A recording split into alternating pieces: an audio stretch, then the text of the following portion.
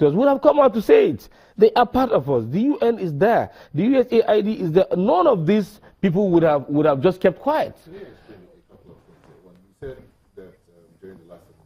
Okay, there's just one instance now. Let's look at this instance of I think it's the front page of the leadership now, where they're reporting that the EFCC arrests councillor, 4 others for selling IDPs food.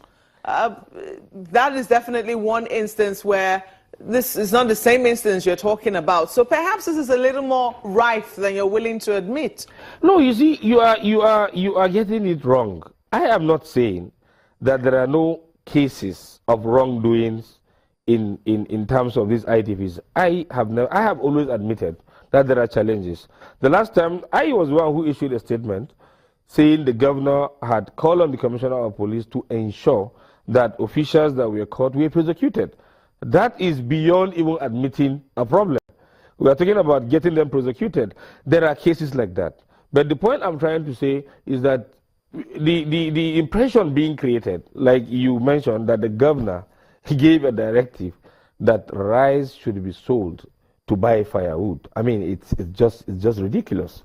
A governor that approves funds for the same rice to be procured, how would you direct that rice should be sold to buy firewood when you still have to buy that rice for tomorrow? It just doesn't add up.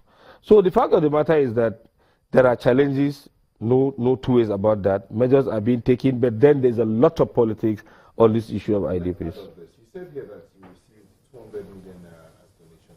Yeah. Let's talk about this situation outside. You said what?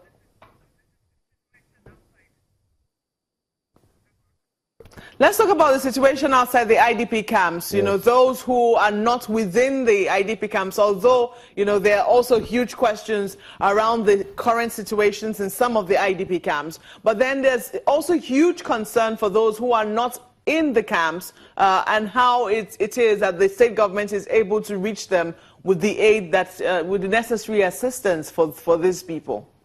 Well, first of all, there are about 1.5 million IDPs living in host communities of Maiduguri and Jere. All of these IDPs are clearly identified. They are clearly registered.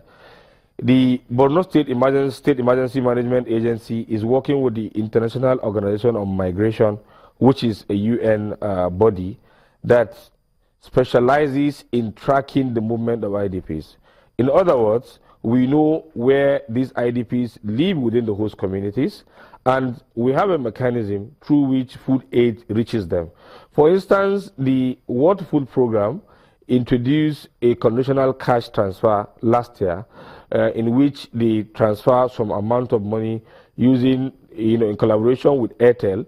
They actually credit phone lines of some registered IDPs living in host communities.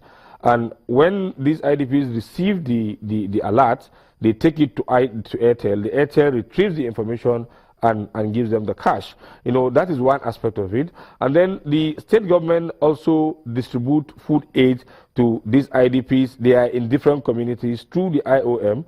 They are registered, they have ID cards, we know where they are, and food are being given to them. But of course, the focus on them is not as much as the focus on the IDP camp.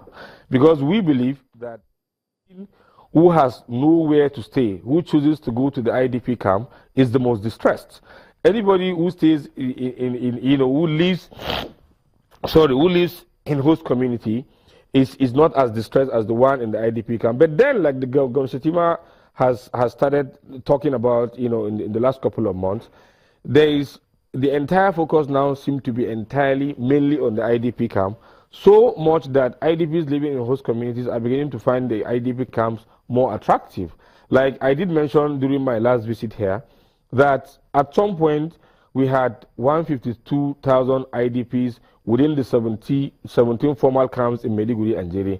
But the figure, went up from 152,000 to 158,000. And the reason was because IDPs living in host communities were moving into the IDP, the formal camps, because they realized that the attention was more on the IDP camp. So, and that's why the governor has been advocating that there should be a lot of shifts, on those living in host communities, and that is being done.